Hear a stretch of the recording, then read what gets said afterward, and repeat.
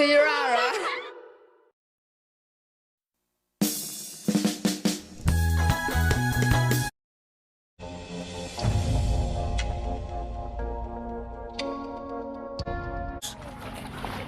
We've noticed the numbers, I believe, have increased. I feel it.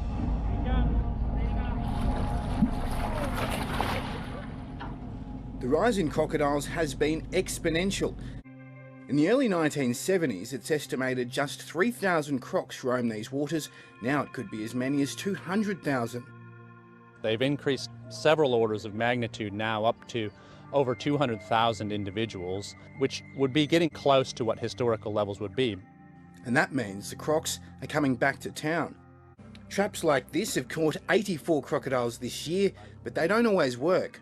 So we can't remove every single crocodile, and people still have to be aware that crocodiles can be in any waterway across the top end. The increase in crocodile population here is widely attributed to crocodiles being protected since 1971. Some have argued hunting could return to manage the explosion of the reptiles. Young Kakadu Ranger Desiree Naji is following in the footsteps of her dad and grandfather, who are both traditional owners of the park. She's learning the craft from her dad's best mate, Senior Park Ranger Gary. It's home, so, looking after it means a lot. Living here means a lot, working here means a lot. I don't think there's anything else I'd rather do, really. There's about 19 different Aboriginal clan groups across this vast landscape. And that means some of those groups like to hunt the crocodiles, whereas others revere them. And managing that across this national park can be a bit of a balancing act. They also have economic value. Traditional owners can make over $2 million a year from harvested croc eggs. That goes towards the park. More evidence that croc numbers are rapidly rising. There's been a significant increase, but not only in sort of numbers, but also in density, but also biomass. You're getting a lot of big crocs now. For Desi, her attitude towards the great beasts won't change. I'm careful, everybody's got to be careful and safe around crocs, wary, but I've got a respect for them, so I'm not really scared of them.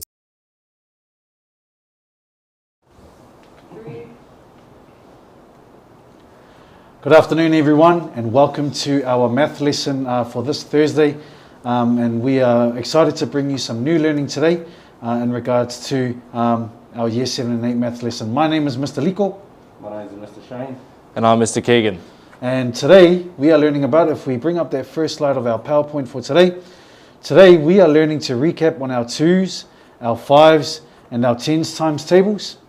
We are also learning about how numbers are used in real life sports, which is really, really exciting. Today we'll also introduce our next strategy. So yesterday we focused on 2 strategies, which we will go over again. Today we will introduce the next strategy on how you can use this strategy to solve basic multiplication or your basic times tables. And we will also introduce the task today, which is looking at our 3s, our 4s and our 6 times tables. So let's recap on what we learned yesterday. If you have a look at the next slide, we looked at 2 ways to do your times tables. The first way was grouping, and the second way was the number line. And if you were tuning in yesterday, you can look at that video again and have a look to remind yourself of what the grouping and the number line strategies are to help you with your times tables.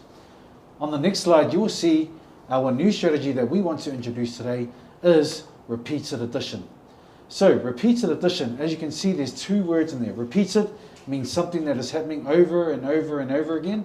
And addition, something that I know you fellas and you ladies are very, very good at, is when you plus or when you add one thing to another. So we're going to be looking at repeated addition and how that is used in real life sports. So if you bring up to the next slide, and you'll see that numbers and addition and maths in general is used in sports all over the world, whether it be basketball, whether it be cricket, or whether it be the best sport in the world, footy or AFL. We're going to have a look at what repeated addition looks like. And as you can see on the board here, we've already put up some equations for us to have a look at to ensure that you understand this whole strategy of repeated addition. So let's roll the first video. Julia banging with Ashik. Steph Curry three. Weak side. Stephen had a three. Still has a three. And that's why you throw it to him. Draymond set that screen. Couldn't quite get the return pass. Iguodala steal. Numbers everywhere. Steph with the reload three. Good! Tried to get the layup. They did everything right, and they're not handling the ball cleanly. And Steph it with the three. Curry catch and shoot triple. Oh, by the way, coached the championship in 75. If he hits this, Curry three! First of all, he goes through two men, risking a turnover.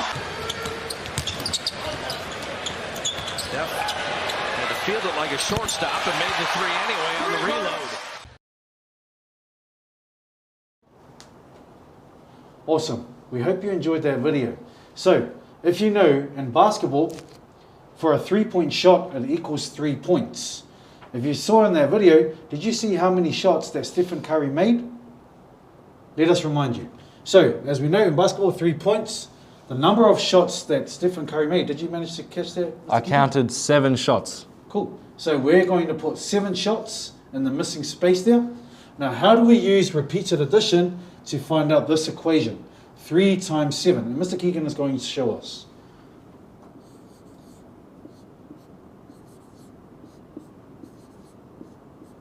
So the 3's that Mr. Keegan is writing on the whiteboard represents the number of points that is worth in a 3-point shot in basketball. What we want to calculate here is the total number of points based on the shots that Stephen Curry made that he received from those shots. So if we have 3 points, 7 shots made, let's add those together to solve this equation or multiplication. 3 plus 3 equals 6. 6 plus 3, 9.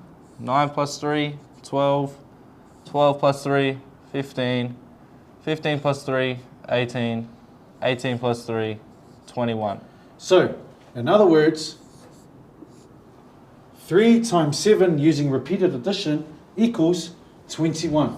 So in the space of a minute there, the length of the video, Stephen Curry scored 21 points by making 7 3-pointers in that clip.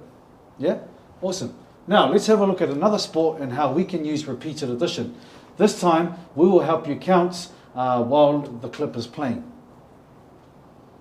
So as you can see there, heaved into the leg side. West Indies, that helps. Big shot. Huge shot. Where's it gone? Into the stands. It's high in the air again. It's 3 sixes. And that's his 18 gone. Another 6, that's 4 sixes. And on that day, as you can see, remember the name. The player that hit those 6s actually won in the game. So, let's recap on that little clip. So, for each boundary that player hits is worth 6 runs or 6 points. He hit the ball over the boundary 4 times. So the equation that creates is 6 runs times 4 hits. How do we solve that using the repeated addition strategy? So we have 6 plus 6 plus 6 plus the final 6 equals, so 6 represents the number of points or runs. 4, there's 4 6s, represents the number of hits that player hit over the boundary. Let's see if we can solve that. 6 plus 6 equals 12. 12 plus 6, 18. 18 plus 6, 24. Awesome. So the total number of runs or total number of points that player got in that cricket game was 24 runs or 24 points. Cool. Now, AFL footy is not a sport that I don't really know much about. And I've got a special guest here, Mr. Shane. Mr. Shane, I don't know too much about footy, but I know that there are 2 different sized posts. Can you explain what that means, please? Yeah, sure. So the small post represents 1 point and the big post represents 6 points. Cool. And I know in AFL footy, I know you have lots of different favourite players. Who's your number 1 player in your eyes? Probably Lance Franklin. Yeah, awesome. All right, so we've got a treat for you, Shane, and we've actually got a clip of your favourite player, and we're going to calculate how many points he scores. So if he kicks through the big post, as Mr. Shane mentioned, he gets 6 points. We're going to count how many goals he's kicked, which will give us the final equation, and we'll see how many points that Buddy Franklin scored on this day. Let's roll the clip. So as you can see, that's right through the big post. That's one. Right through the middle, that's two.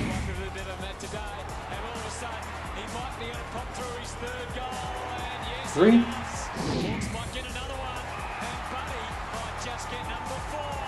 Into the stands, four. Push it. Don't overstep the mark, but push it as much as you can. Is this 4 1/4 for Buddy Franklin? It is. Five. Buddy Franklin. Point blank range, really. 6. We'll get a run around here. Wells was onto it, but a little late, so the Right from the side there. 7. Stuff in the rotation. 8. Alright, awesome. So, Buddy Franklin on this particular day managed to kick 8 goals. So if each goal is worth 6 points, it gives us this equation of 6 times 8. Now again, using the repeated addition strategy, let's see if we can calculate what 6 times 8 equals to. So as Mr. Keegan is writing that on the whiteboard, can you remember what the 6 represents in the repeated addition strategy and why he would be writing it 8 times? And it should give it to you above there. So let's see if we can work that out. 6 plus 6 equals 12. 12 plus 6, 18. 18 plus 6, 24. 24 plus 6, 30. 30 plus 6, 36. 36 plus 6, 42. 42 plus 6 equals 48. Awesome. Is that a big tally in footy?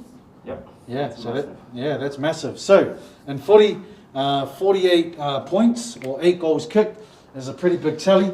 And using the repeated addition strategy, we have just shown or displayed just how well you can use repeated addition in something like sports, which I'm sure is something that you all love to play or enjoy doing.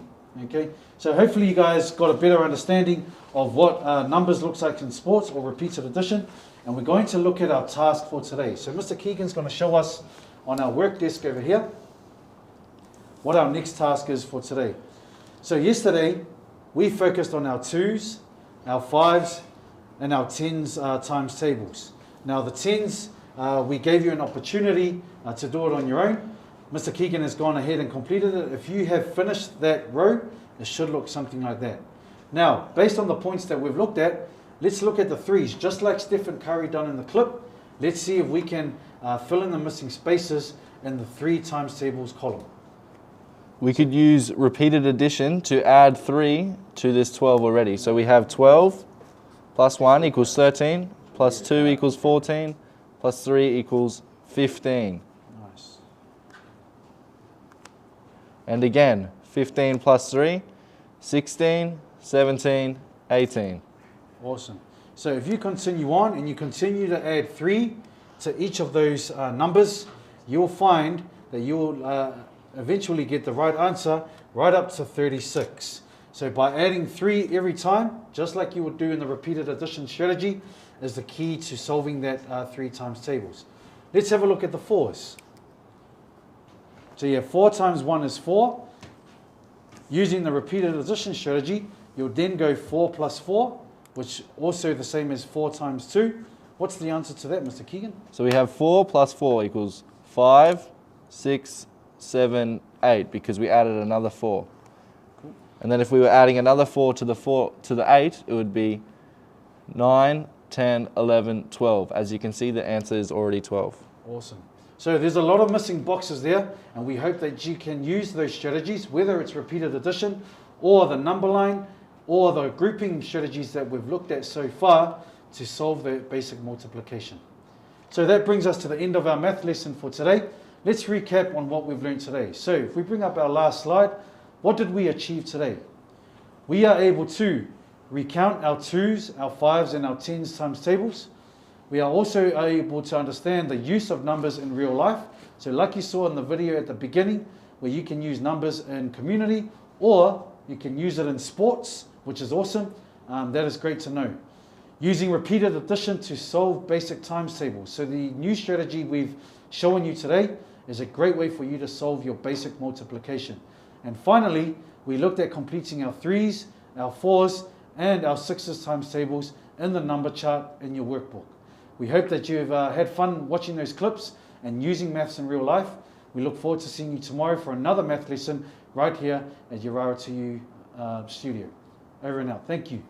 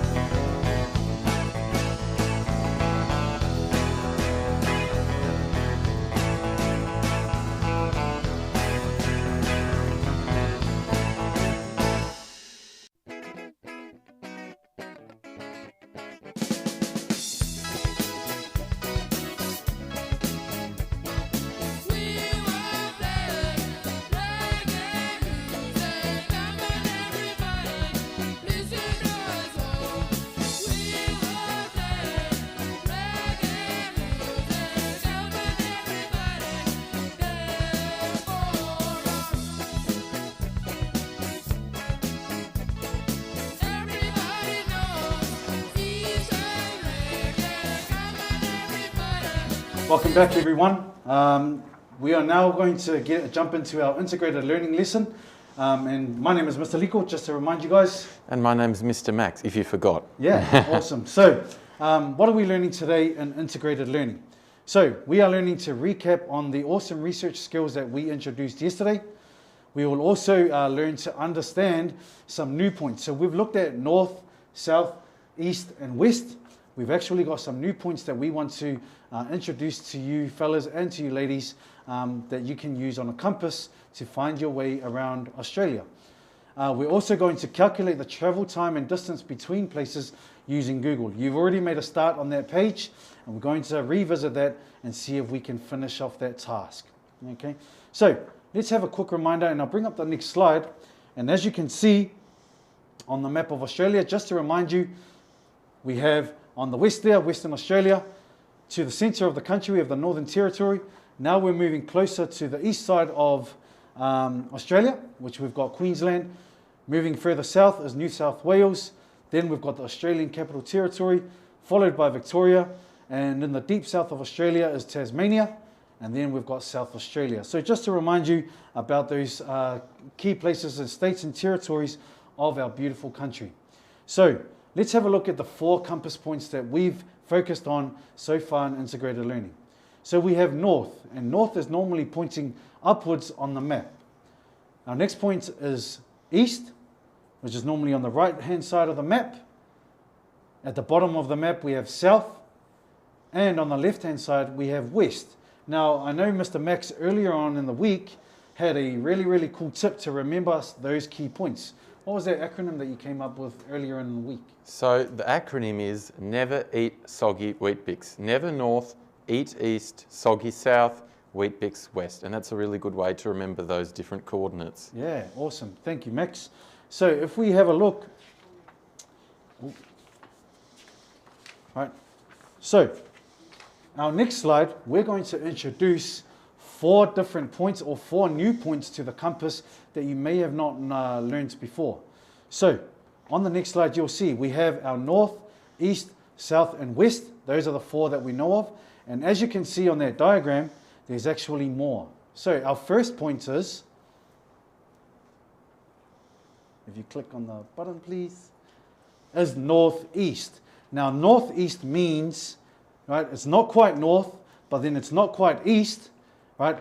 It's actually in between, or a secondary point, or the midpoint of north and east, which we call northeast. Our next point, or next new point, is southeast.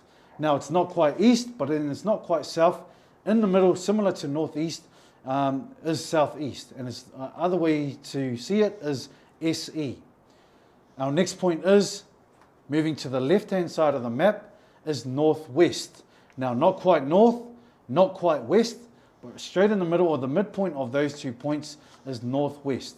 And our final new point on the compass, or using directions, is southwest. Again, not quite south, not quite west, but it is right in the midpoint, which is known as southwest. Now, if you have a look at the next part of that diagram, you'll see that every letter starts with north and south as the main focus. So, as you can see in northeast, southeast, northwest, southwest, the beginning letter always starts with those 2 main focal points. And you'll see an underline coming under those letters very soon. Cool. All right, so let's have a look at a video to show you just how people use this language of north, east, south, and west, and also our new points of northeast, southeast, northwest, and southwest in real life. Enjoy. Travelling west from Birdsville, we will follow the QAA line into the Northern Territory, then travel south to South Australia and meet up with the French line, which will take us out to Mount Dare for fuel and bear supplies. So here we are, on the road. Just left Brisbane about 2 hours ago, and we're on our way south, then west, then north, then back east, heading across the Simpson Desert, via the Flinders Ranges, and then home via Renaminko. big loop, 5,500 Ks.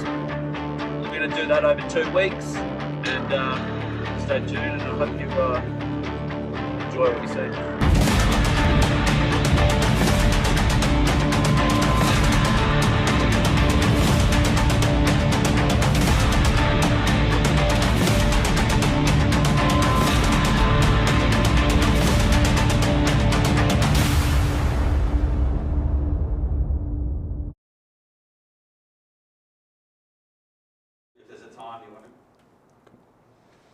Awesome. We hope you enjoyed that video and you were able to listen out for some of that language that people use these directional points in real life. I also hear that Leroy is online, so shout out to Leroy. Thank you for tuning in, and also to Mr. Ben. Thank you for tuning in. Hopefully you've enjoying the live stream of our integrated learning lessons so far. So let's have a look and see if we can apply those compass points onto an actual map. Now, as you can see, we have north, east, south and west. Right now we're going to introduce our new points, and using some of your communities, we've actually figured out where these communities are based using those new compass points. So if you remember, what is the midpoint between north and east? What do you reckon? Well, we've got north, we've got east, put them together, northeast. Nice, cool. So we'll put northeast there. All right, now, east and south. Which one do you reckon comes first? So we know that north and south are our main focal points. The midpoint between these 2 points are, what do you reckon? Southeast. Southeast. So we put that down here. Cool. The next one, we have south and west. What's the midpoint between those 2 points, please, Mr. Max? That would be southwest. Southwest. Mm-hmm. And again, just notice that we always start with north or south. It's never the other way around. And the last one, which is pretty obvious, between north and west, the midpoint is? Northwest. Northwest. Okay. So, in comparison to some of the communities that a lot of our fellas and our ladies are from, let's have a look and see if we can determine where these 4 communities are based on a map using our new compass points. Okay, so Borroloola. If we have Borroloola, if we traveled from Alice Springs to Borroloola, it's not quite north, but then it's not quite east. It falls somewhere in between that, so we would call that Borroloola is northeast of Alice Springs. Cool? Santa Teresa, a little bit south of Alice Springs, but not quite east either. So in the midpoint, as you can see, Santa Teresa is southeast of Alice Springs.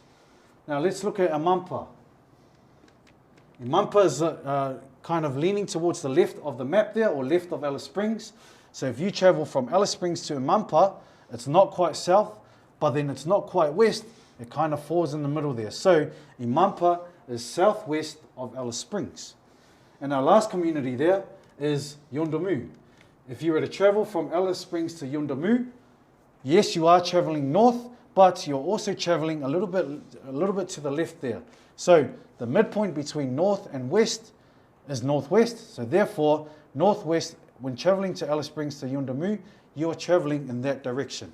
So that's an awesome way to demonstrate, or an awesome example to show you those different compass points on a map when traveling around the NT. Now, our task for today. As you know, yesterday we focused on the first few places on traveling between different states and territories in Australia. We know that two modes of transport that we looked at was traveling by car or traveling by airplane. And those 2 modes of transport, traveling by car is probably the longest. Traveling by plane can also be very long, depending on where you're traveling around the country. So Mr. Max is going to revisit some of our tasks from yesterday, and also help you with your next set of questions on that same page. Let's have a look at what Max is showing us on his video. Hopefully yesterday you were able to find some of the different places that we spoke about. I've given you here the first 3 answers: Alice Springs to Darwin, Melbourne to Sydney, and Brisbane to Canberra. There are the answers for the flight times, distances, and travel times by road. Today I'm going to show you, if you didn't remember from yesterday, how to use Google to find the flight times, distance and travel time by road to get from Perth to Alice Springs. So let's go into Google and we're going to type in Perth to Alice Springs. Click enter, let's see what we get. So, as you can see, there is one flight run by Qantas and it takes 2 hours and 40 minutes, as you can see. So we're going to go into flight time because we're looking for Perth to Alice Springs, and we are going to write down 2 hours and 40 minutes. That's the flight time. But what if we wanted to go by road from Perth to Alice Springs? Now it would definitely be a very, very long trip. Let's scroll down and see what we have. As you can see, the map is showing us that the distance by road is 2,483.5 kilometers, and this journey takes 29 hours. Obviously, a very long journey, much longer than the flight. So let's write that down. The distance is 2,483.5 kilometers with a travel time of 29 hours. A very long and I'm sure very bumpy trip as well. So now you know how to find the distance and flight time and travel time from one place to another. So give the other questions a go and see how you find the answers. You may be wondering why Hermannsburg to Borroloola and Papunya to Uluru is blacked out for flight time. That's because there are no flights that run between these places. So for these places you'll need to find the road distance and the road travel time by car, because that's the only way you can get from one place to another when it comes to these particular places.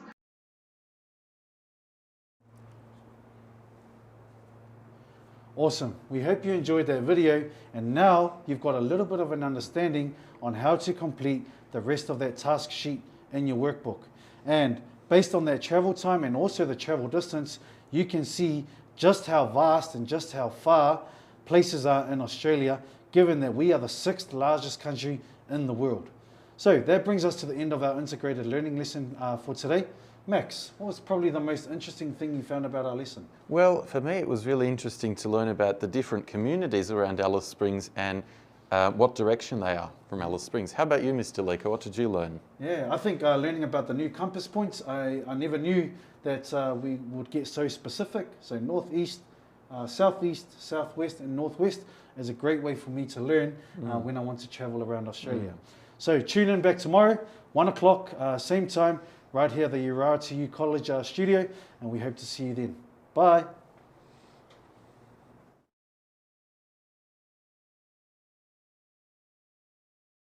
Hello everyone, my name's Mr. Kieran and I'm the science teacher at Yirara College. Today I'm going to be talking to you about some of the basic safety things that we need before we can head into the lab. You'll notice I'm wearing a white coat. This is what we call a lab coat, and this is what we wear when doing experiments to protect our clothing from burns, chemical splashes and all those kind of things. I'm also wearing some shoes that have rubber soles. As you can see, these will stop me slipping. That have rubber soles. As you can see, these will stop me slipping when I'm in the lab working. One of the things we need to remember in the lab is that we're never running. So when we enter the lab, always walk, because there's lots and lots of hazards, slippery things, just to keep you safe, make sure you're walking. We also need to listen to the teacher. So being in a lab has some elements of risk to it, and we just need to make sure that we're listening so that if something does happen, the teacher says stop, look and listen. Everyone stops what they're doing, puts their things down and listens for the next direction in case we all have to exit the room quickly. You never know what could happen in a science lab. One of the other things we do is we don't eat or drink in a science lab. Why do you think this is?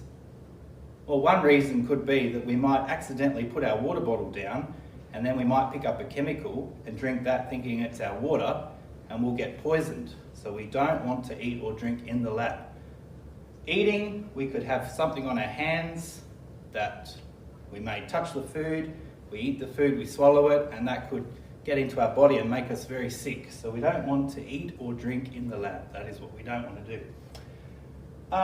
So if you've got long hair, if you're a lady or you're a fella with longer hair, you need to tie it up or put it in a hair tie just to make sure that your hair's not going into the work area, because we often do experiments where there's an open flame, there's a bit of danger, so you don't want to get your hair caught or burnt or anything like that.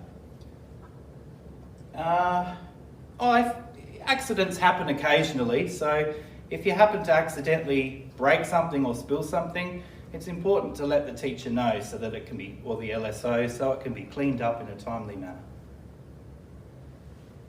So what actually is it that a scientist does? We're good at solving problems. We're good at working together. We're good at following instructions. We're good at making predictions. So what is a prediction? Well, this morning I walked outside and I saw there was rain clouds in the sky. And I thought to myself, maybe I need to take a little bit more care when driving to work so I don't slip on the road or crash into another vehicle. That's a prediction. I also thought maybe I should bring my umbrella just in case I get caught in the rain. So making a prediction is thinking, what could happen? What do you think is going to happen? I can observe. Observe means to look closely at something. Really, really, really get an accurate record of what you're seeing. For example, this coat is white, but it's not pure white. As you can see, it's got a bit of dirt on the sleeve. That's looking closely at something. I can explain. So explaining is what I'm doing now. I'm talking about what a scientist does. Instead of sitting back and chilling out, I need to get involved. I need to help my lab partner too. I can compare. So I can look at one thing and I can look at the other and go, that one looks bigger, that one looks smaller. I can measure accurately. So to measure, we know with our numbers, we start with 0 and we go up from there. So I need to know exactly how tall something is or how full something is in order to be able to compare it to something else. Science isn't just about doing experiments, it's about understanding the ways of the world in order to keep us safer and more knowledgeable about our surroundings. So here we are in the science lab. This is the front desk where I teach. I usually present from here. Class normally sits in front. Coming around here, we've got the work area. Now this is where you'll do your science experiments. What can you identify here that's a danger? That power cord there is something you might trip over. I'm just going to pick it up and put it over here out of the way. It's very important when we're working in a high risk area such as the science room to really be observing and looking out for dangers all the time. Now you'll notice these benches have got what we call taps to bring water out of, and they've also got these little taps on the bench here. Now these is, when you turn these on, gas comes out. Now gas, when it's not burnt, is toxic and can cause suffocation and what we call carbon monoxide poisoning. So we really do not want to be turning on and off these taps without the proper gear connected to them. We've got our fish over here. Fish are responsible for keeping water and ecosystems clean, and we're going to be learning about that later on this year. So what you want to be doing is not going up to the fish and putting your hands against the glass, because that actually frightens them and can actually kill them off. So we want to try and keep them alive. Our aim is to keep them surviving and thriving for the ecosystem. Coming around here, this area here is out of bounds. This is where the teacher does their experiments. Any of these benches are available for you guys to work on. Now, when you're doing an experiment, you want to make sure, just go and get it, you want to make sure you've got your notepad set up ready to record your notes. So you want to make sure you've got your notepad out and you've got your pen ready so you can observe what's happening as you're doing it. Oh, another thing is, when you're doing an experiment, you want to be standing and not sitting back, because what happens is if you're sitting down and something suddenly blows up in your face, it takes longer to stand up and move away than it does if you're standing up. You can just jump back out of the way, and hopefully the teacher will be able to come and assist, or LSO, to deal with the emergency or problem. Alright, so that's safety. Now what we want to look at is this thing over here. This is called an eye washing station.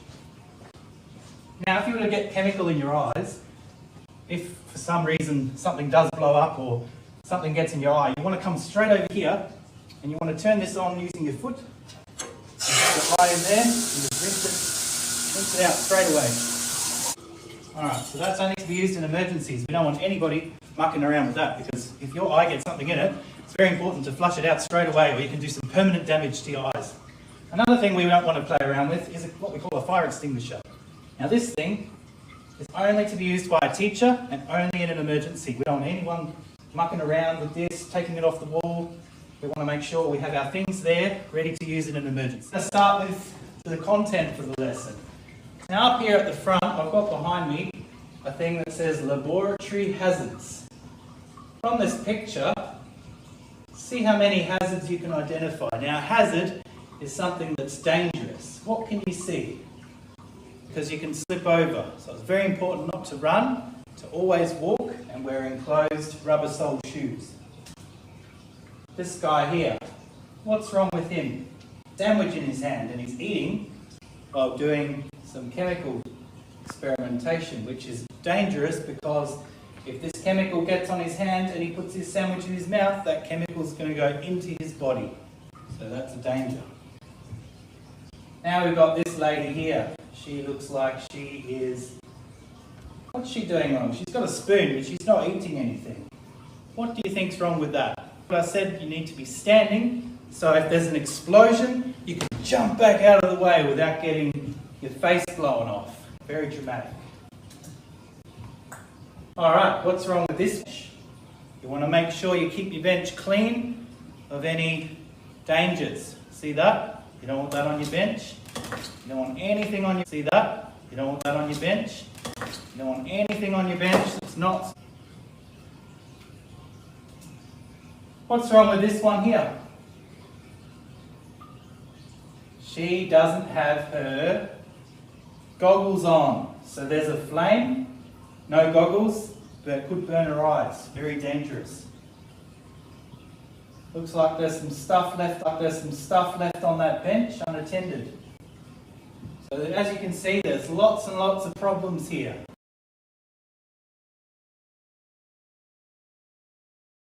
Glass in the bin. What's wrong with that, do you reckon? It's a little bit tricky.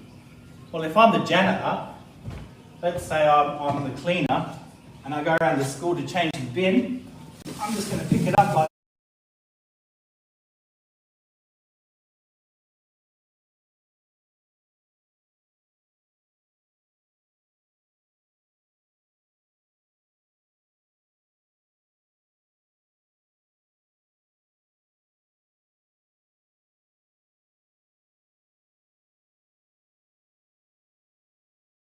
do now, before next week, is you can fill out your Yirara to You workbook.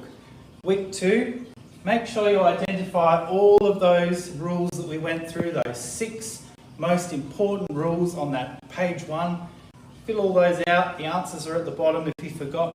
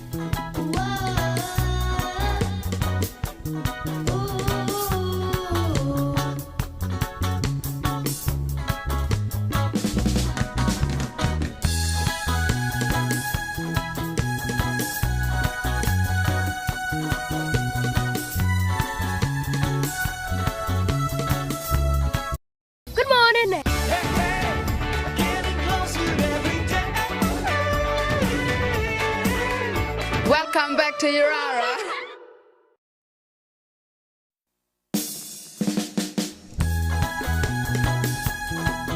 Hello and welcome. How are you? This is online learning for Year 9 in Term 1 2022. My name is Miss Elizabeth and I teach in the Year 9 and Year 10 classes here at Yirara. Firstly, thank you very much for showing up today. You have made a wonderful, marvellous choice about your education simply by signing in, tuning in and being here right now. This term we've started looking at some interesting patterns in numbers and trying to figure out how we might use these to solve some tricky maths problems.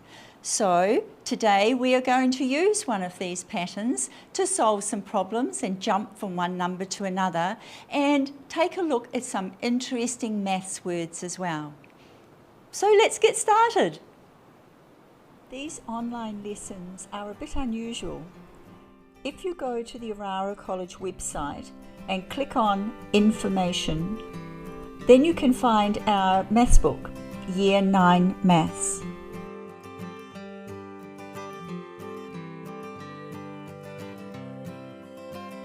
You do need to click 2 times. And if the clinic or school will help out, they may print the book for you. Let's find out what we're doing in Year 9 Maths today. Thank you again for showing up. Introduction and welcome. Come in and stay. Listen and watch. Our lesson is using addition words. The do part is finding patterns using jumps. And of course we have ask questions at the end. Let's listen and watch. Today we're going to look at some words that mean the same as addition. These words stand for this sign. You find it on the calculator and we might use it for 2 plus 3 equals 5. The words are increase, and, plus, more than, add, and added to. And they are used in this little puzzle. Here are the words again. Increase, plus, and, add, more than, added to, addition. So let's look at the first one. 13 plus 1. We're going to make one jump to 14. Well done. 19, add 0. That's a trick one. The answer is 19. 9 and 5.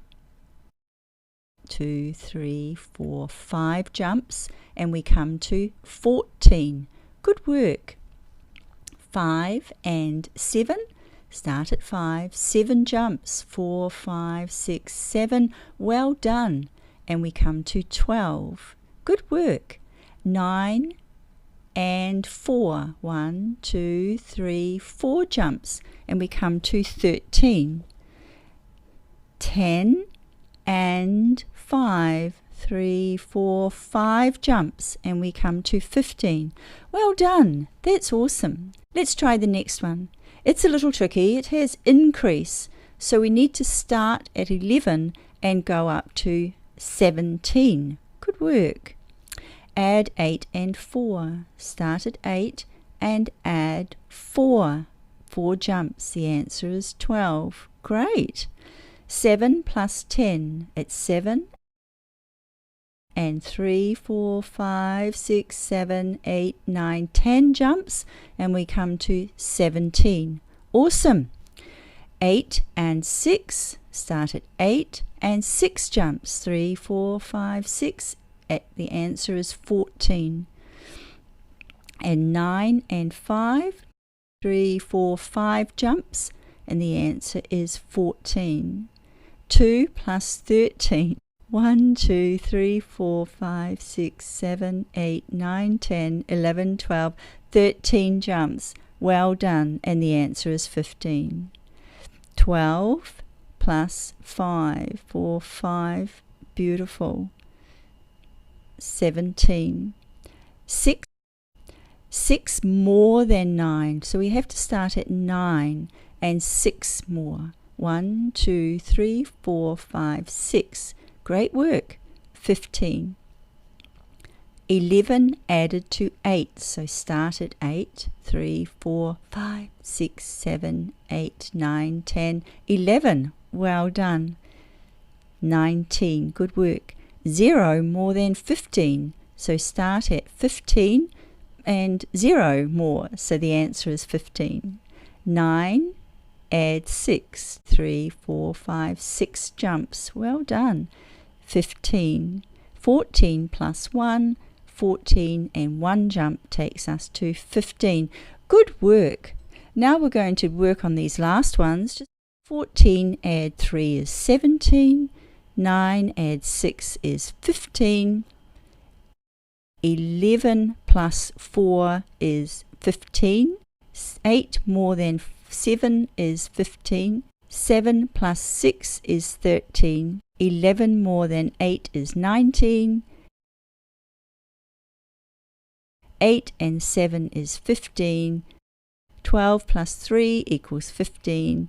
Increase 7 by 7 is 14, and 16 plus 0 equals 16. 12 and 7 is 19. Well done. Okay, let's move on to the do part of the lesson. So here we have the hundreds chart, and it counts from 1 all the way through to 100. It reads across, and it also reads down, like 10, 20, 30. So we're going to look at these questions. And the first one asks us what the pattern is counting in. So we'll put the numbers on to the hundreds board. 2, 4, 6, 8, 10, 12, 14. And we're looking for a pattern to get from the 2 to the 4. 1, 2 jumps. So here we have 1 jump and another jump. 2 jumps to get to 4. For 6 to 8, 9, 10. Oh, very good. And over here 11 and 12, 13, 14. So each time we need 2 jumps. So we'll write this pattern is counting by 2 jumps. Another way is group of 2. I wonder what the next number is. Yes. 16. So here 2, 4, 6, 8, 10, 12, 14, 16. Let's look at the second pattern. It has 5, 10, 15, 20, 25, and it is counting by, let's check the jumps. 1, 2, 3, 4, 5 jumps. Very good. Let's check for the next number. 1, 2, 3, 4, 5 jumps. Very good. And 1, 2, 3, 4, 5 jumps. It's always good to check to make sure we haven't counted wrong. And a group of 5. What will the next number be? Well, let's check. 1, 2, 3, 4, 5. Did you guess 30? Well done. So the next number in this pattern will be 30. Good work. Now this one's a little different. 400, 500, 600, 700, 800. So the pattern is counting by 100 jumps, or a group of 100. And what about this question? 5,000, 6,000, 7,000, 8,000, 9,000. Yes, this pattern is counting by 1,000 jumps. That's quite a few. Or a group of 1,000. Good work. Well done. That's a great amount of work we've done for today. So let's check to see how much progress we have made today. Introduction and welcome. Come in and stay. Listen and watch. Our lesson. Well done. If there are any problems, ask someone. Or once we get our links all fixed up, then you'll be able to write a note in and we can follow again. Best thing to do, if possible, go back onto YouTube or Facebook later on and watch it over so that you get that pattern well in your head. Well done. Stay safe, stay strong, and see you next time.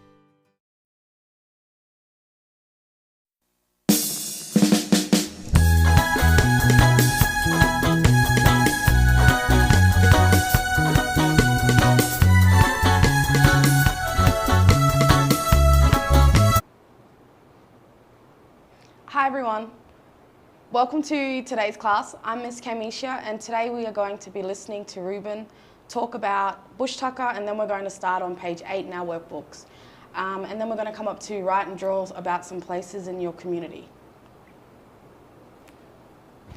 Now, what I'd like to show you here, because I did show you the witchetty bush earlier, but what I want to try to show you is two different trees, but they're the same family. They're both acacias, and you can actually both get witchetty grubs under both of them.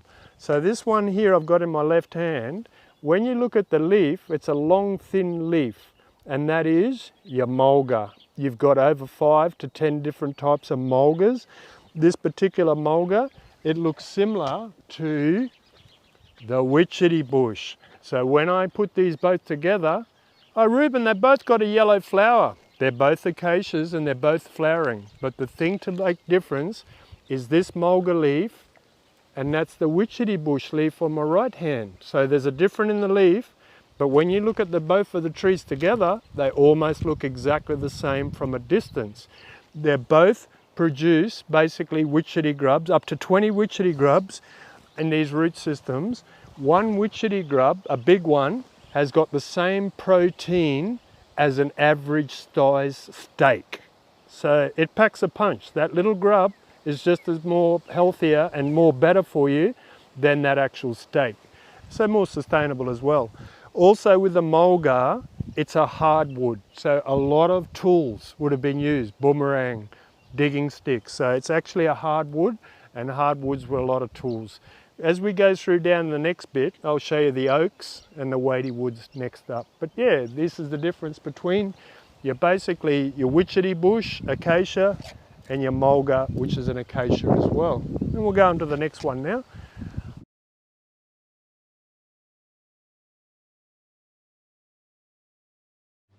Hello, you fabulous Year 9s. So we have turned back to the Year 9 Integrated Learning Booklet 1, all about my community and bush foods. I hope your booklet has arrived already. If it hasn't, you can download it from the Yirara College website, or if you send us an email, we can send you one right back with the booklets attached. So today, we're going to have a quick look past the class expectations. Do you remember? Come in and stay, listen, watch, do, and ask. These are the exact same things that we're going to be asking you to do when you're back on campus. We looked at where do I live and where have I been. Do you remember Miss Misha went through the places that she's been and that she would love to go to the Tiwi Islands. I think I'd quite like to go there as well. Then we discussed that this term we were thinking about bush tucker, and we started, I'll show you this, and we started to look at what we would be writing about. We've got our word lists. Don't forget to pop back to those if you want some inspiration for a really interesting word, or even just how to spell some of the words. And then yesterday we looked at where do I live, what does the land look like, and what is special about my community. Now, if you didn't have a chance to fill those in yesterday, don't worry, it's not too late. You can still give it a go today. But our task for today is we're turning to page 8, and here we are. Draw or write about some places in your community. It's really important when we're talking about community and bush tucker that we start with knowing a little bit about where we're from.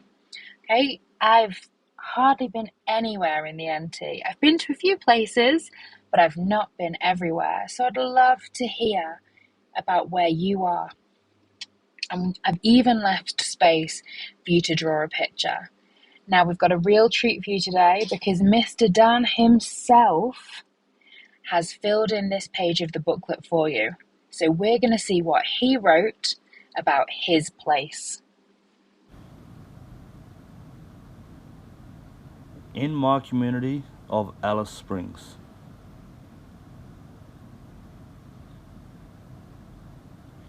we have several places that we can visit.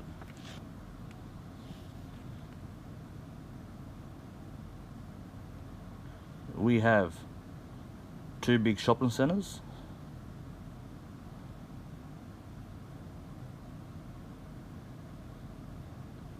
lots of sporting grounds,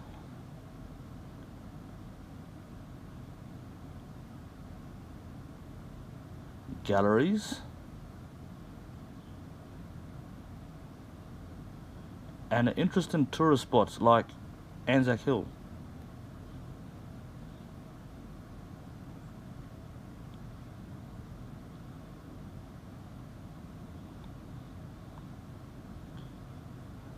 My favourite place to go, can anyone guess? Yep, to the footy, exactly. If you don't know what a football oval looks like, here's a quick picture of what it looks like.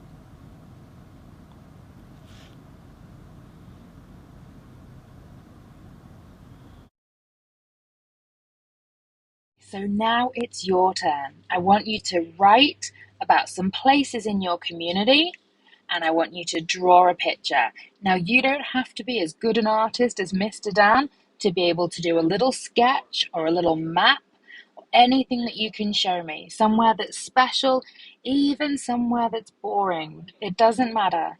You just jot some things down. Let's get practicing writing.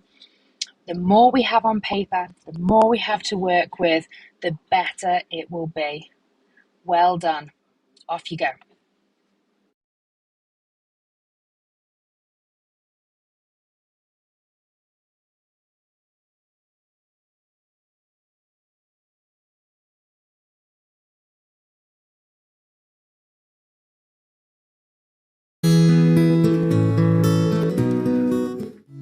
Hello, how great it is to see you today.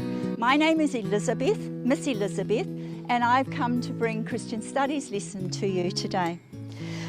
These are really tough times, so I thank you very much for showing up. And it is hard when we have family and other family that we're not sure how they are doing. But we pray that you will be safe and that you have a safe return to Yirara College soon.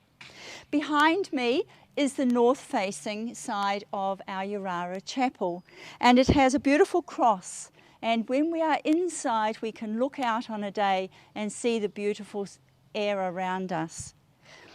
Each morning we have chapel lessons, and this is a time for us to remember God, our Creator, Jesus, our Saviour, and our friend, and the Holy Spirit who helps us to guide and live in the right way of living. Hello everyone from Yirara College in Alice Springs, Northern Territory. It's good to talk with you, and today I'm thinking of all the students and the Yirara families everywhere in the NT and in APY lands and in Queensland, Dumachi side, right up the Gulf Country, BLA, RDL, Catherine Way, Elliott, TC, and all out Western Desert and out in the country and everywhere, all over. And here at Yirara College, we're thinking of everybody and we're praying for all the families, especially in this time from the COVID, and we're praying that everybody is looking after each other and staying safe and thinking about staying strong and healthy.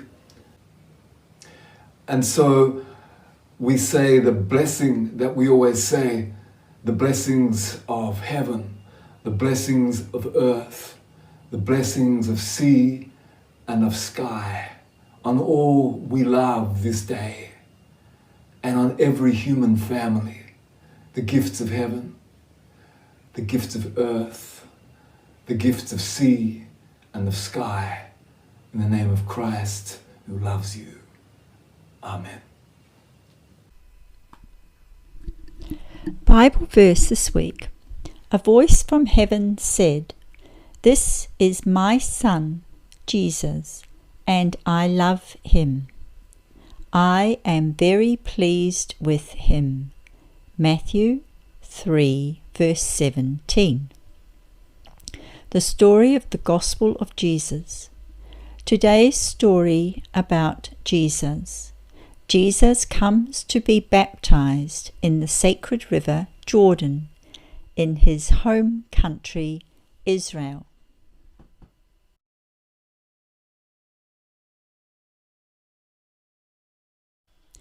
John the Baptist prepares the way. Matthew 3 1-6. In those days John the Baptist came and preached in the desert of Judea. He said, "Turn away from your sins. The kingdom of heaven has come." John is the one Isaiah the prophet had spoken about. The prophet said, "A messenger is calling out in the desert. Prepare the way for the Lord. Make straight paths for him." John's clothes were made out of camel's hair. He had a leather belt around his waist. His food was locusts and wild honey. People went out to him from Jerusalem and all Judea. They also came from the whole area around the Jordan River. When they confessed their sins and said sorry to God, John baptized them in the Jordan River. Jesus is baptized. Matthew 3 13-17. Jesus came from Galilee to the Jordan River. He wanted to be baptized by John. But John tried to stop him. So he told Jesus, "I need to be baptized by you. So why do you come to me?" Jesus replied, "Let it be this way for now. It is right for us to do this. It carries out God's holy plan." Then John agreed. As soon as Jesus was baptized, he came up out of the water. At that moment, heaven was opened. Jesus saw the Spirit of God coming down on him like a dove. A voice from heaven said, "This is my Son, and I love him. I am very pleased with him." In your workbook, there are two things for us to do. The verse is to copy the Bible verse for the day.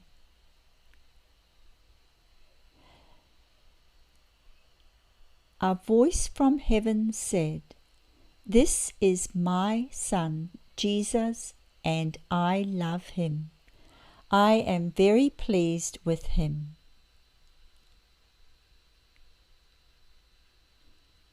Matthew 3 verse 17. Now let's look at the Bible work.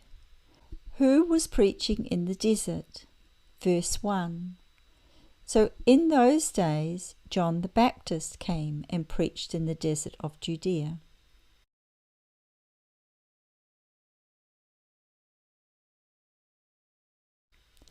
What kind of clothes did John wear, and what did he eat? That's in verse 4. John's clothes were made out of camel's hair, and he had a leather belt around his waist. His food was locusts and honey.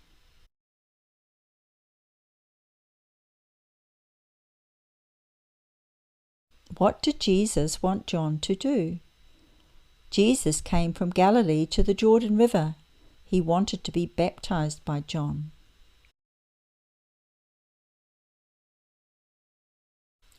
Now if we look for verse 16, we can see that as soon as Jesus was baptized, he came up out of the water. And at that moment, heaven was opened. Jesus saw the Spirit of God coming down on him like a dove. And verse 17 is our Bible verse, isn't it? A voice from heaven said, "This is my Son, and I love him, and I am well pleased." Things to do and things to think about. Read this story from a Bible in your language, or share the story with someone. Think about or find out about baptisms in your community, and are they the same or different from Jesus' baptism? God bless you. Comfort, comfort all my people with the comfort of my word. Speak it tender to my people. All your sins are taken away. Though your tears be rivers running, though your tears be an ocean full, though you cry with the hurt of living, comfort, comfort. Every valley shall be lifted, every mountain shall be low, every rough place will be smoother. Comfort, comfort, comfort, comfort all my people with the comfort of my word. Speak it tender to my people. All your sins are taken away. Though your eyes see only darkness, though your eyes can see no light, though your eyes see pain and sorrow, comfort, comfort. Every night will have its morning, every pain will... Good morning.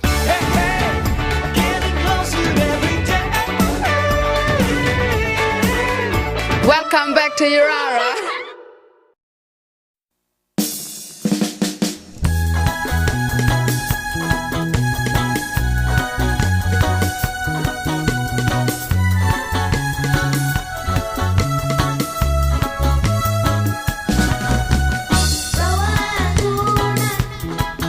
Good morning.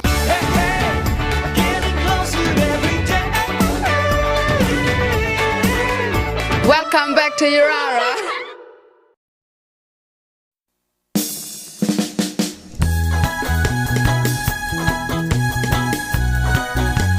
Good afternoon, everyone. Today, we're still talking about work, but we're talking about the first day at work. The who, what, where, how, why, and when.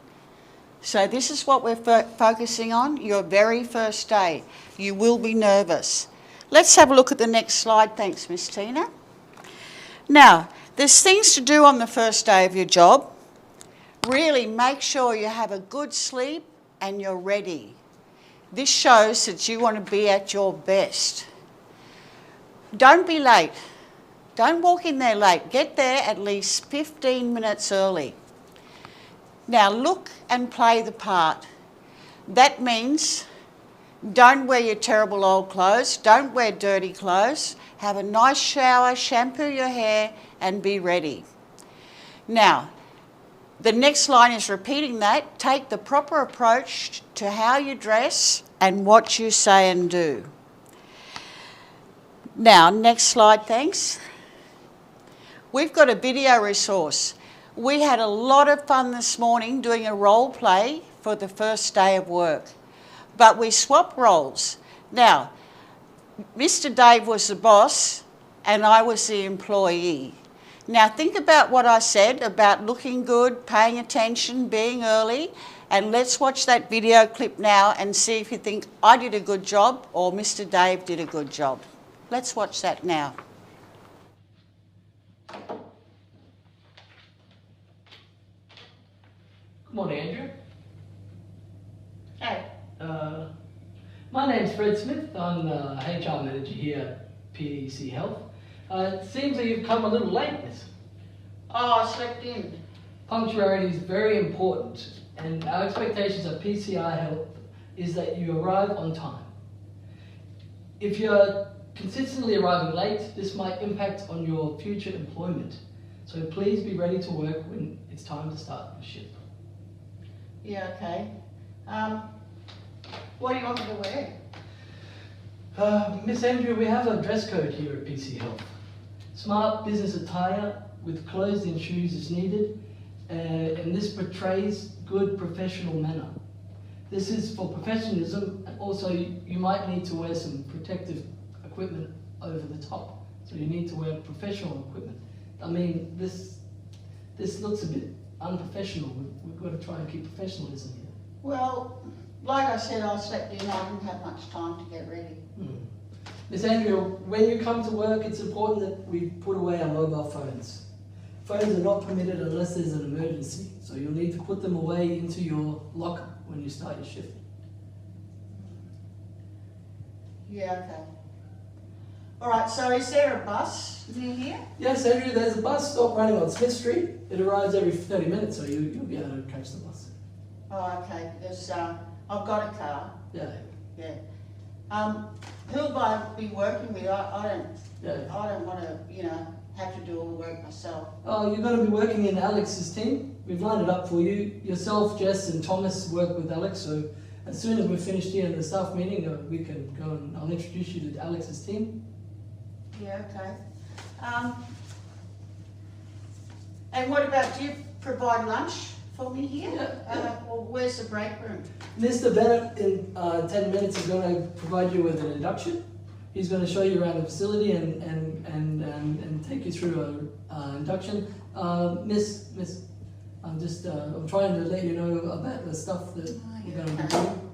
So Mr. Bennett will take you and show you the stuff. Okay. And where do I put all my stuff? I've got a lot of stuff if I've got to put the phone away and everything. You can go and see the HR team. If you email them, they'll get straight back to you and they'll set you out with a staff locker, and they'll give you a key when you get your keys this afternoon, your work keys this afternoon. Oh yeah, I hope I don't lose them. What about, do I have to work on the weekends and everything? The roster will come out every second Monday, and for the following fortnight. Staff will input their availability on the portal. Oh yeah, I don't want to work on the weekends. Yeah, okay. Well, unfortunately, the PCI Health, everyone has to do a weekend every month. So you're going to have to, if you want the job here, miss, you're going to have to do a week every fortnight. Oh yeah, okay. And what day will I get paid? When will I get paid? Wages come out every second Wednesday. So only every second week. Yeah.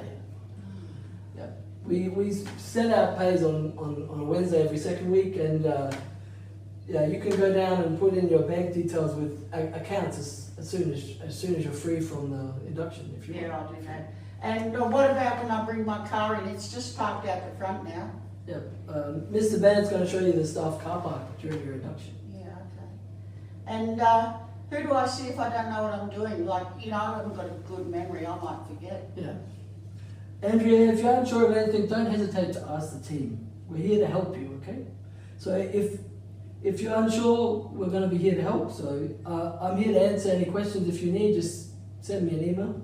And if I can point you in the right direction, and your team members will just try and point you in the right direction if you've got any problems. All right, mister, well, you actually seem pretty kind, so I will try my hardest here at the job because I do need it. Oh, that's fantastic. We're here. If you just put away your mobile phone and come to work in a wonderful with the uniform that we gave you, It's wonderful to have you on the team, Miss Sue. All right. Welcome to PI Health. Okay, thanks for the job. I'll go and find Mr. Bennett. I think he's waiting for me outside. Okay, lovely to see you. Well, see you tomorrow then, Mick. Okay, no worries, Andrew.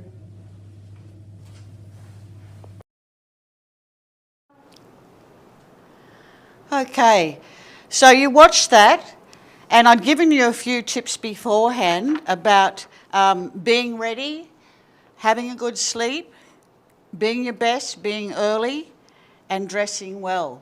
You can already see that I didn't have a good sleep because I slept in. I was also late, and I didn't dress very nicely. So let's have a look at a few more important tips on the PowerPoint slide. Listen and look. I wasn't looking at Mr. Dave very much, and I wasn't listening really very well at all. Now, what about my mobile? This is a very bad habit for many people, and they just cannot leave their mobiles alone. I was constantly touching it and playing with it. But he reminded me if I did get a job there, well, I did have the job, it was my first day, that I would have to put it away in my locker. Now, the good body language. Good body language means sitting up straight and looking neat like you're paying attention. Did you notice I was slouching in my chair? I really was not looking very energetic. That's what don't lounge around means. And being positive. I certainly wasn't positive. I wasn't trying to impress Mr. Dave. I didn't want to work on weekends. I was really not a very good employee whatsoever. So the other first aid tips, which we have on the next slide, is prepare and ask questions.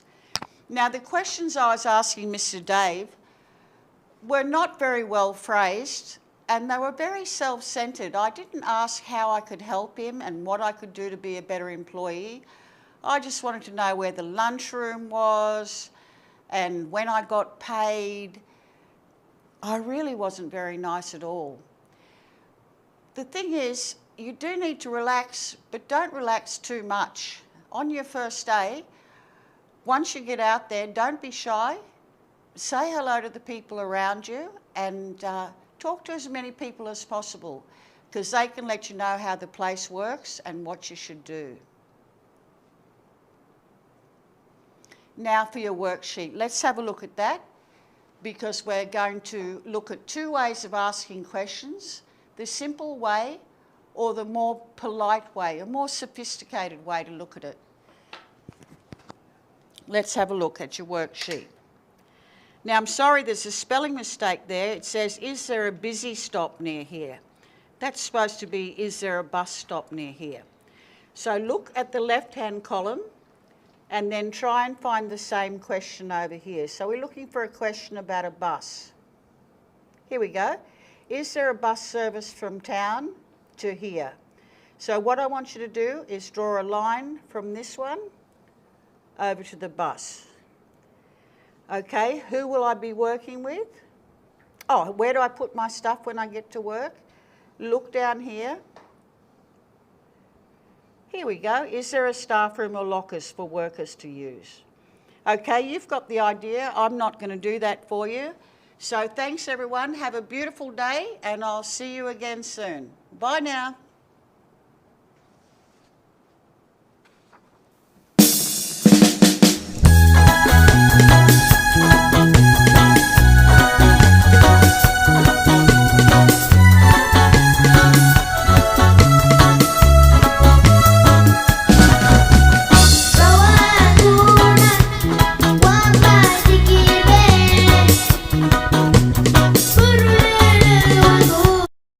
Good afternoon, all you mob. Welcome back. As you can see, I'm doing numeracy this afternoon, and I'll be doing it until Friday. So we've got 3 sessions together. Isn't that fun? If you're watching me, well done. High five to you. And you have done the rest on the slide. Excellent. Well done. So as you can see today, I come from Africa. I have the national flower, the protea. I have my mask. I have my dress, and I have my mug. So, South Africa, that is us. Right, what is on the menu for today? Now, yesterday, Miss Andrea spoke about shopping. She spoke about how to spend your money wisely. So, I know you're saying, Miss, I know how to spend my money. And I understand that. I know you do. But you know what? We all need reminders some of these days. So this session is going to be about spending money, buying clothes, because guess what? You just got a job. And you now need to buy some clothes. So let us look at our slide for shopping. Okay? What is it that we need for shopping? What is it we need? We need 1, cash, or our FPOS card. Right? Anybody know what FPOS stands for? Do you know? Mr. Dave, do you know what FPOS stands for? No, I don't. Anybody? Do you know I had to Google this? Actually, FPOS stands for Electronic Funds Transfer at Point of Sale. Yes, I was this old, and that's when I discovered what FPOS stands for. So, FPOS card and a shopping list. Those are the things that we are going to need for our shopping. So we're going to stay on this slide. So you're going to see that slide for a while still. While Mr. Dave, because you know what? Mr. Dave has started a new job. Right? He started a new job. Hi, Mr. Dave. How are you doing? Good, thanks. I believe you started a new job. Yeah. Exactly. Yep. Job. Yeah. Excellent. Now, good. There's your shopping list, people. Mr. Dave's shopping list. He's got a few mobile devices and electronics that he needs to look for. He needs to buy some clothes. And he needs to buy some of his toiletries. Okay, Mr. Dave, what is the most important thing you're going to need today? I'm going to work in a new job. I'm going to need a shirt, I'm going to need a pair of jeans, and I'm going to need a hat for sun protection, and I'm going to need a new bag. Fantastic. Now, Mr. Dave, how much money do you think you're going to need? I don't know, maybe $110. $110. Excellent. Now, are you going to guess that, or what are you going to do? Well, I'm going to use my calculator on my phone. I'm going to work it out. You want to show them? You want to show us? Okay. So, I need a pair of jeans. It's $30, Mr. Dave. A pair of jeans, $30. Okay. What else? I'm going to need a t-shirt. Okay, that t-shirt, well, it says $10, Mr. Dave. All right, no worries. And I'm going to need a hat. A hat? Oh, that's only $5. That's only $5, Mr. Dave. All right. And I'm going to need a bag. A bag. Ooh, that's $20. All right, $20. I press... it's already coming up on the screen. This is $65. Oh, well, Mr. Dave, $65. You still have money to spend. Yeah. You said you have $100. Yeah. Excellent. Now, yep, so that is what we'll be doing. And now we are going to look at your worksheet for the day. We're going to look at your worksheet. And if you look at your worksheet in your book, you're going to say, ha-ha. You're doing shopping as well. On the first spot, if you can see here, you need to buy, there is your specials. You need to buy your jeans. You're going to need 2 jeans. You're going to need 4 t-shirts. And you're going to need 1 pair of shoes. Now, to help make life simpler, okay, let's not make life difficult. We have our trusty calculator. And Mr. Dave will be doing the calculations while we are working in the book. Trusty pen, came prepared, right, I think it's number 4. Be prepared. Right, Mr. Dave, we need to buy 2 jeans. It says there, at work, the boss wants his workers to look clean and tidy. Tom is starting at Bunnings and he needs a few things. He goes shopping in town and Uncle lets him borrow the FPOS card. Work out how much will it cost to buy 2 pairs of jeans, 4 t-shirts and a pair of shoes. Now the first one, was done for you. So you've got jeans, two jeans, $30 each. So we said 2 times 30 gives us 60. Now, we need 4 t-shirts. So Mr. Dave is going to show us what to do on the calculator. 4 t-shirts times 10 equals 40. So we are going to write down 4 times our $10 equals $40, and in our total we are going to write $40. All right. Our next one, we only need to buy 1 t-shirt, and 1 t-shirt is going to be $25. So all we need to do is 1 times $25, and it's going to give us, guess what? 1 times 25 equals 25. So that's our $25, and our 25 gets written over here. Now, it's going to become a bit more tricky, because our next question says, work out how much it will cost to buy a backpack, a smartphone, a set of headphones, 1 cap, toothpaste, toothbrush, and deodorant.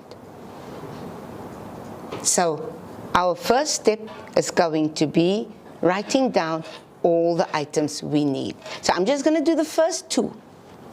So we have a backpack,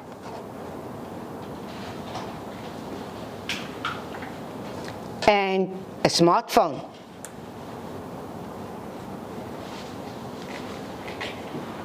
And we only need 1 each. And then we're going to check up here, look at the cost. And our backpack, we said, is $20. And our smartphone, a whopping $300. Our working out column is going to be 1 times $20 and 1 times $300. And our answer here, if we take it, remember we said 1 times any number is the same number. So we're going to say our total is $20, and our total here is $300.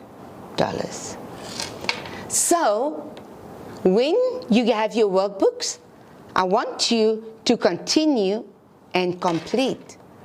So when we get at the bottom here, we are going to add up all our money. And that is our lesson for today. See if you can do question 4. Oh, TTFN came up already. Sorry, that was very quick. I tell you, these technicians, they're quick on the draw. Tom wants to tell his uncle how much he has spent, and so he needs to add up everything, and you will get a total. Have a lovely day, people. TTFN, tata for now.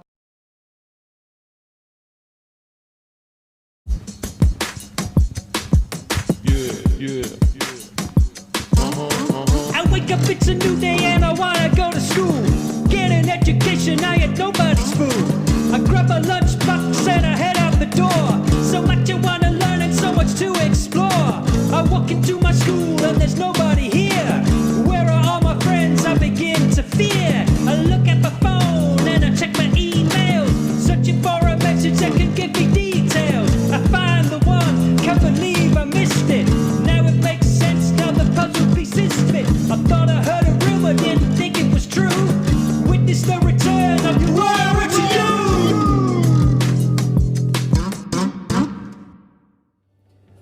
Hey guys, welcome to Yirara to You Music, Term 1, 2022. And this term, we're going to be looking at learning the guitar from the beginning. So first things first, we're going to learn what all the different parts of the guitar are called. This part up here is called the head or the headstock. These parts here are called the tuning pegs. They help you tune the guitar. Obviously, those are the strings. This long part here is called the neck. And now under the strings, going across the neck, you see these metal bars. And those are called the frets. And we place our fingers in between the frets to create chords so we can play stuff. This whole part here is called the body, this big part here. That's called a pick guard, so when you're strumming, you don't damage the body of the guitar with the pick.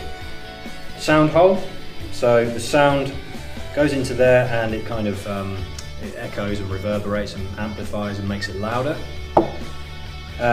This part here is called the bridge, where the strings are anchored into the body with these pins, bridge pins.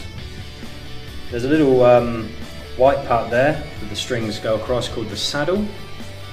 And I think that about does it. Let's get started. Okay, so the very first thing you need to do before you learn any chords or learn any songs is make sure your guitar is in tune. Now the best way to do that is to buy a guitar tuner.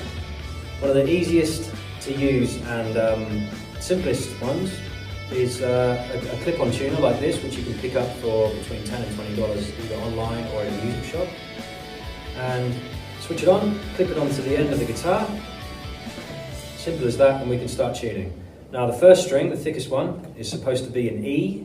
So pluck the string, and the tuner will pick up the vibration of the string through the wood. Okay, so that's too low, that needs to come up. So you turn the tuning peg to the left. And when the dial reaches the middle, it will flash a certain colour. Now this one goes green, you may find another tuner that goes a different colour, but that means that it's in tune. If it says E and it's flashed a different colour and the dial is in the centre, it's in tune. Okay, so that's in tune. Next one is an A string. That needs to come up as well, that's too low. So again, twisting to the left. There we go. It's green in the centre, it's in tune. Next one is a D. That also needs to come up, that's too low. Oh no, hold on, it doesn't, it needs to come down. I made a mistake. So, when it needs to come down, you turn it the opposite way, turn it towards the right.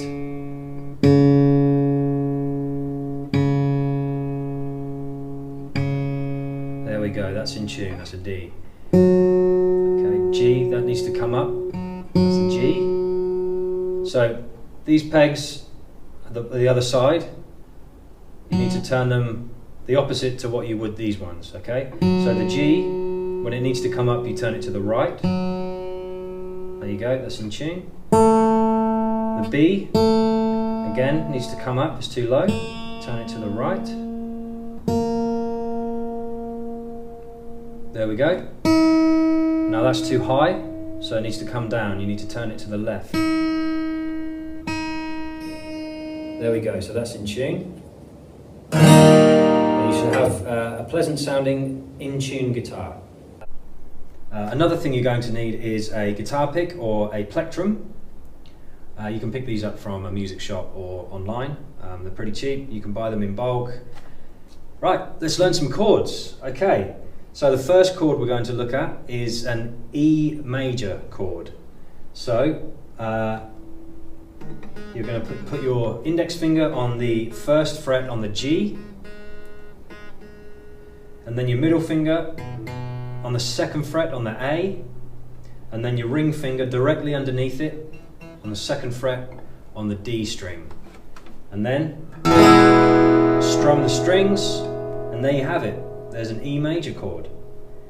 We can move on to another chord. This is a C major chord. So, your ring finger on the third fret on the A string, your middle finger on the D string on the second fret, and then your index finger on the B string on the first fret. And that's what a C major chord sounds like. Feel free to pause at any point so you can catch up. And the last chord we're going to learn today is an A major. Now with this one, you need to squeeze 3 fingers all into one fret. So, your index finger on the second fret on the D string, then squeeze your middle finger right underneath it on the G, and then your ring finger right underneath that on the B. So squeeze all 3 fingers together in a row in the 2nd fret. And that's what that sounds like. And the best way to get used to playing chords is to get a strum rhythm going. So 1, 2, 3, 4, 1, 2, 3, 4, and try and change between them. So start off really slowly. So we'll go back to the E major. 1, 2, 3, 4, 1, 2, 3, 4. Change to the C. And the A.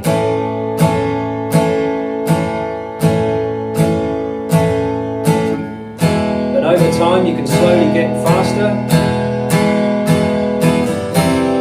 You can start adding in little strum patterns.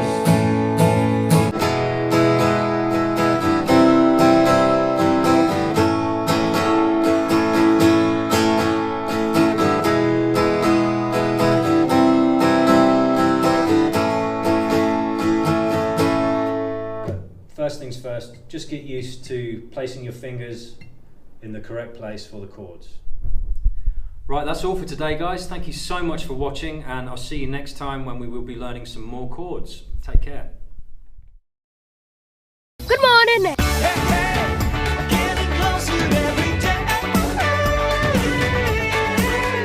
Welcome back to Yirara.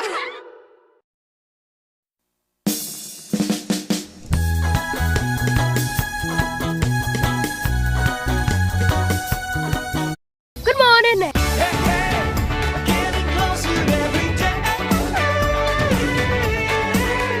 Welcome back to Yirara.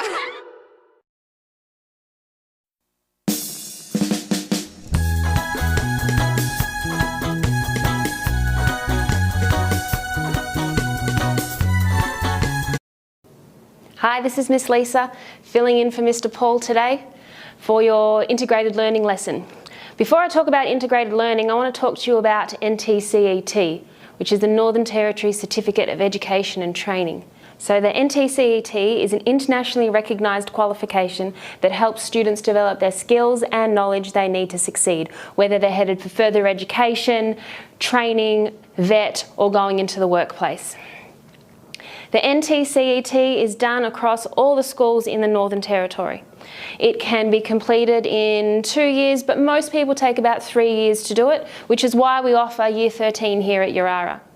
Each subject that you do, or each vet course that you do, counts towards credit points into gaining your NTCET qualification. You need 200 points to get that certificate at the end. The reason we do NTCET is because employers know what it is. When you go out into the workforce with your NTCET certificates, employers will know the work that you've done to gain that certificate. In doing the NTCET, you also gain a good work ethic and a lot of skills to help you in the workplace. So we need 200 credit points for our NTCET, and at Yirara, it looks like 10 credit points for your numeracy, 20 credit points for your literacy, and 10 credit points for your PLP. That's the first 40 compulsory credit points that you get. So we will make sure that everyone gets those credit points. You'll also gain credit points if you do all your work in Christian studies. And don't forget, we offer Duke of Ed. So doing a Duke of Edinburgh Award gains you points for your NTCET. Now, a lot of you have done vet. And if you do vet in year 10, 11, 12, 13, you're going to rack up a stack of points that can be used towards your NTCET. The more challenging part of NTCET is getting your stage 2 subjects, and we generally do that at Yirara with integrated learning and industry connections. But we'll tell you more about those subjects when you get back. So for your assessment tasks, you're going to get an A to E grade, and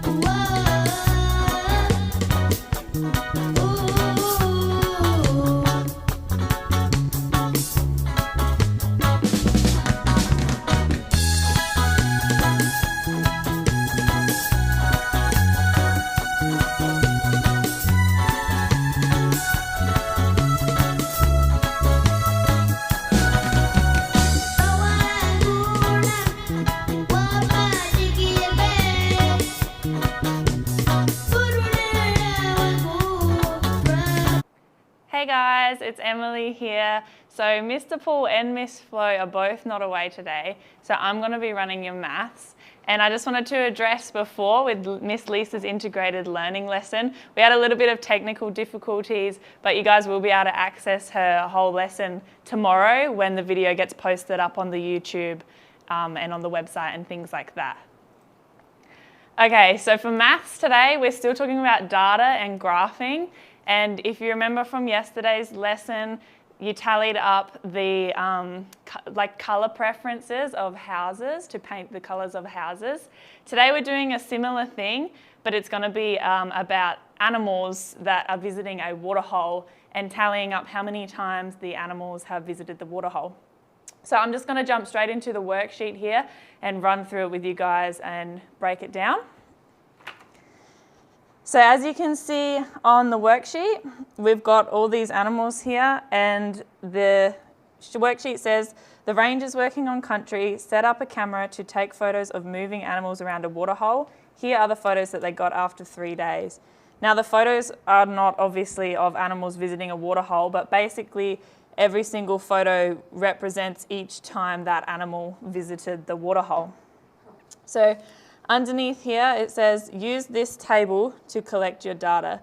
So on the table, we've got the list of all the animals, the tally marks, which we did tally marks yesterday, and the frequency, which if you don't remember frequency, I'll explain that as well when we get to it. So I'm just going to run through the first one for you because it's pretty simple stuff and you should be able to do the rest by yourself. So the wallaby here, if we look at the wallaby at the top, we can count how many times. So 1, 2, 3, 4, 5, 6, 7, 8, 9, 10, 11. So with your pen or pencil, whatever you have, you're going to do 11 tally marks. And if we remember, tallies go 1, 2, 3, 4. And then the 5th tally, we cross through to make a bundle of 5. So we've got a group of 5 here, then another 5, and then that makes 10, so one more for 11. Now your frequency is basically just a fancy word of saying like the total number. So if we add all those up, we've got 11 and we just write the number 11. So you'll go through and do all of those for all of the other animals as well. And then obviously the total here, just add up all of them together and you'll get your total. Now, to go through these next questions down the bottom here, which animal visited the waterhole the most? So you'll look at your animals, it's pretty obvious to see, and you'll be able to see all your numbers here down the side as well. Which one visited the most? Just write it in. Which animal was photographed the least? Again, looking at the animals, looking at your numbers. Which animal was seen 7 times? You'll have it right here. And what is the total number of animals that were caught on camera? And your total will literally be right here. So pretty simple stuff. You're just copying your data that you put into this table into answering these questions. Now the last question here, this one's a bit trickier, so I will go through the whole thing for you guys. It says, what is the difference between the animal that was photographed the most compared to the animal photographed the least? Write the equation and answer. So if you guys remember from yesterday, Paul talked about what difference means, and I might just write it up on the whiteboard so you guys remember. But basically, difference just means subtract or take away, which we all know how to do. Subtraction, take away, sums. So to find the difference of the most photographed animal compared to the least photographed animal, we're going to have a look at our data here. And as you can see, when we do look at the animals, it's pretty clear that the wallaby was photographed the most. And we know from earlier that it was photographed 11 times. So we can put for our equation 11, difference, subtract, take away, and then let's have a look at which animal was photographed the least.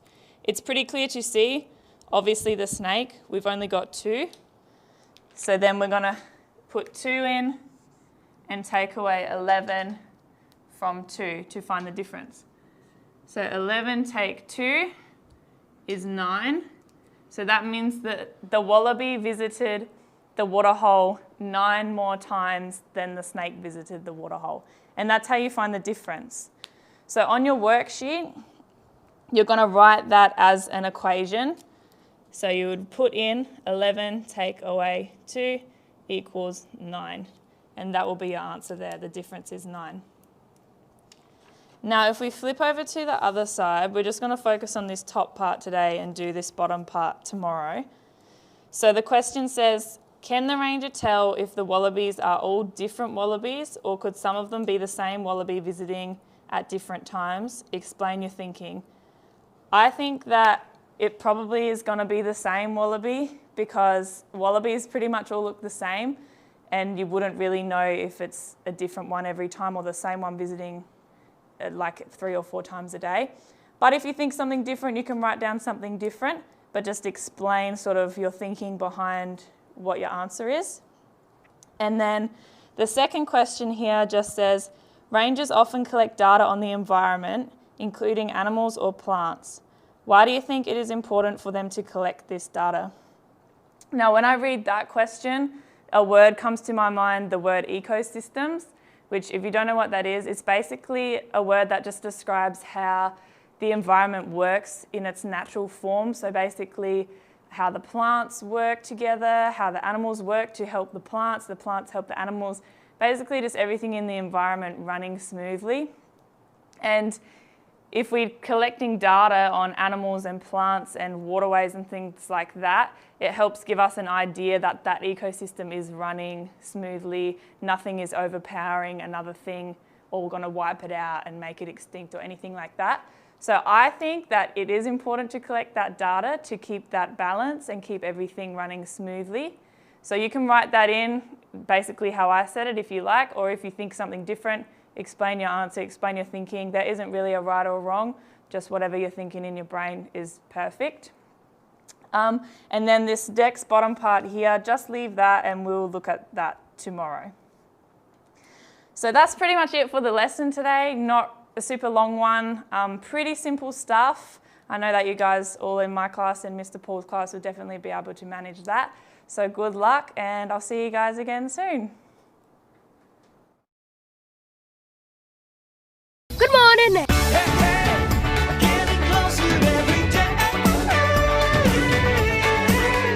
Welcome back to Yirara.